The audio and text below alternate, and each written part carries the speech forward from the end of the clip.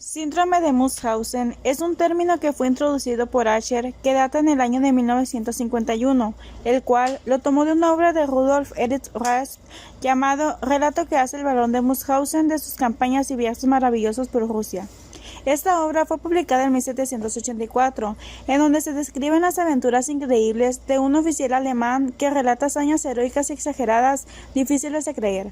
Por la descripción fantástica, exagerada e real de sus aventuras, Ascher hace un homólogo comparativo en donde lo aplica a estos enfermos, quienes suelen tener explicaciones inadecuadas, exageradas, inconsistentes acerca de sus padecimientos. Ascher describe el síndrome de Munchausen referido a adultos como pacientes que presentan unas historias clínicas espectaculares, llenas de mentiras e invenciones, en un presumible intento de conseguir seguridad hospitalaria y atención médica. Estos pacientes también son conocidos como adictos al hospital y paciente profesional. Otros sinónimos a los que se puede ser referido este síndrome son adicción poliquirúrgica, dermatitis artefacta, dermatitis facticia y patominia. Sin embargo, en la actualidad, este síndrome es más bien conocido como trastorno facticio, también considerado como un subtipo de este. El síndrome de Munchausen es una enfermedad mental grave, en el cual una persona engaña a las demás haciéndose el enfermo, enfermándose a propósito o lastimándose a sí mismo. Los síntomas de esta enfermedad pueden variar de leves, una pequeña exageración de los síntomas, a graves. Este síndrome no es lo mismo que vender problemas médicos para un beneficio práctico, como irse del trabajo antes o ganar un juicio.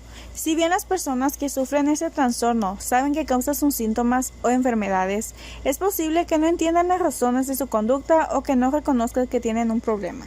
El paciente simula, inconsciente o conscientemente, enfermedades físicas y o mentales para asumir el papel del enfermo, el cual solo pretende desempeñar este papel por los beneficios psicológicos que ello implica, tal y como lo describió una paciente.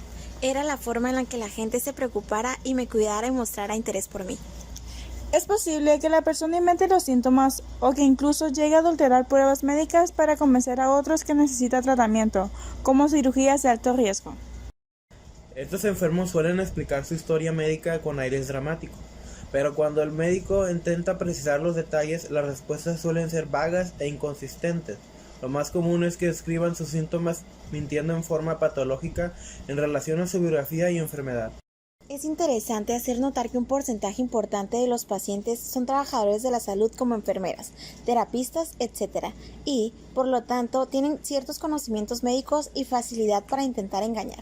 Nunca se oponen a que les realicen exámenes de laboratorio y gabinete que puedan ser dolorosos o peligrosos, o a terapias agresivas y a múltiples cirugías, o bien solicitan continuamente sus estudios. Cuando el médico les dice que no ha encontrado alguna enfermedad, entonces suelen cambiar de síntomas. Por lo general, cuando son descubiertos y confrontados y se les dice que están mintiendo, reaccionan con hostilidad y enojo, abandonan el hospital e inician el mismo ciclo en otra institución.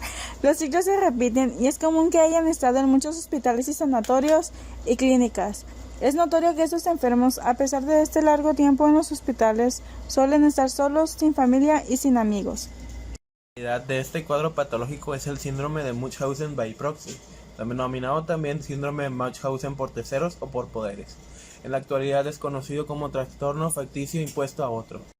El trastorno facticio impuesto a otro, o by proxy, ocurre cuando alguien miente diciendo que otra persona presenta signos y síntomas físicos o psicológicos de enfermedad o le provoca lesiones o enfermedades a otra persona con la intención de engañar a los demás. Las personas que padecen de este trastorno dicen que otra persona está enferma, lesionada o tiene problemas en sus funciones y que necesita atención médica. Por lo general, se manifiesta en padres que dañan a un hijo. Esta forma de maltrato puede poner al niño en peligro grave de sufrir lesiones o recibir atención médica innecesaria. Este síndrome constituye un caso muy grave de maltrato infantil y corresponde a una de las formas más bizarras en que puede manifestarse, lo cual suele generar muchas dificultades en el equipo de salud. Es habitual que se realicen esfuerzos desmedidos e infructuosos por lograr individualizar un diagnóstico que explique los síntomas que presenta el paciente. Teniendo esto en cuenta, puede ocurrir que la búsqueda sin resultados del origen de los síntomas induzca un celo clínico que nuble el buen juicio médico. Más aún, el cuadro se presenta muchas veces como resistente a cualquier tipo de tratamiento. Los signos y síntomas pueden comprender problemas médicos o psicológicos astutos y convincentes, amplios conocimientos de términos médicos y enfermedades, síntomas vagos o contradictorios que empeoran sin razón aparente, afecciones que no responden a las terapias habituales según lo previsto, buscar atención de muchos médicos o hospitales diferentes, incluso usando un nombre falso. Permitir que los médicos hablen con familiares, amigos u otros profesionales de la salud, hospitalizaciones frecuentes, afán por someterse a pruebas frecuentes u operaciones riesgosas, muchas cicatrices quirúrgicas o evidencias de numerosos procedimientos, recibir pocas visitas durante la hospitalización, discusiones con los médicos y el personal. No se conoce la causa del trastorno facticio, sin embargo, una combinación de factores psicológicos y vivencias estresantes puede provocar el trastorno. Hay varios factores que pueden aumentar el riesgo de padecer el trastorno facticio, entre ellos, traumas infantiles, tales como abuso sexual o maltrato emocional o físico, una enfermedad grave en la infancia, pérdida de un ser querido por muerte, enfermedad o abandono, experiencias pasadas durante un momento de enfermedad y la tensión que despertaron, identidad o autoestima deficientes, trastornos de la personalidad, depresión, deseo de estar relacionado con médicos o centros médicos, trabajo en el ámbito del cuidado de la salud.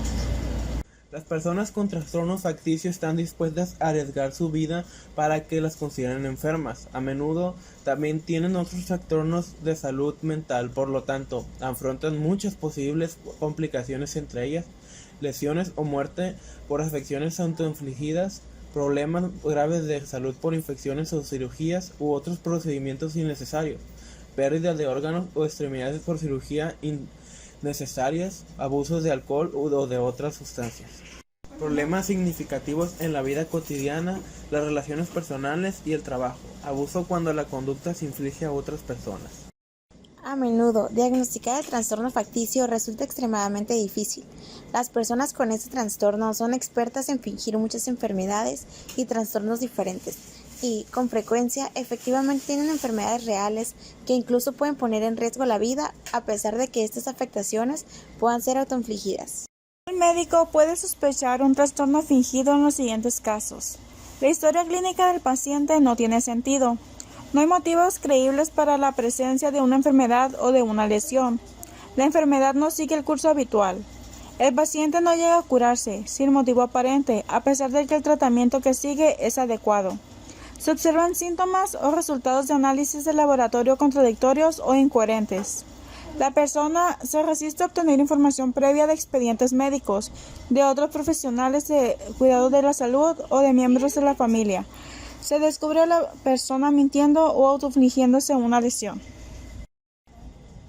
Para ayudar a determinar si una persona padece de un trastorno fingido, los médicos realizan lo siguiente: hacen una entrevista minuciosa, solicitan expedientes médicos anteriores, hablan con miembros de la familia para obtener más información, piden solamente las pruebas requeridas para abordar los posibles problemas físicos, pueden usar los criterios del Manual de Diagnóstico y Estadístico de los Trastornos Mentales. Con frecuencia, el tratamiento del trastorno facticio es difícil y no hay terapias estándares. Como las personas con estos trastornos desean asumir el papel de enfermas, muchas veces no están dispuestas a buscar o a aceptar tratamiento para la enfermedad. Sin embargo, si se la aborda amablemente y sin emitir juicios de valor, una persona con un trastorno facticio puede aceptar que un profesional de la salud mental le brinde tratamiento. El tratamiento se concentra en controlar el trastorno en lugar de intentar curarlo. En general, el tratamiento comprende tener un médico de atención primaria. Contar con un médico de cabecera para supervisar la atención médica puede ser útil para controlar la atención necesaria y el plan de tratamiento, así como para reducir o eliminar las consultas con muchos médicos, especialistas y cirujanos. Psicoterapia. La psicoterapia de conversación y la terapia conductual pueden ser útiles para controlar el estrés y hacer frente a desafíos o situaciones. Medicamentos. Es posible que se utilicen medicamentos para tratar otros trastornos de salud mental como la depresión o la ansiedad. Hospitalización. En casos graves puede ser necesario permanecer temporalmente en un hospital psiquiátrico para garantizar la seguridad y el tratamiento.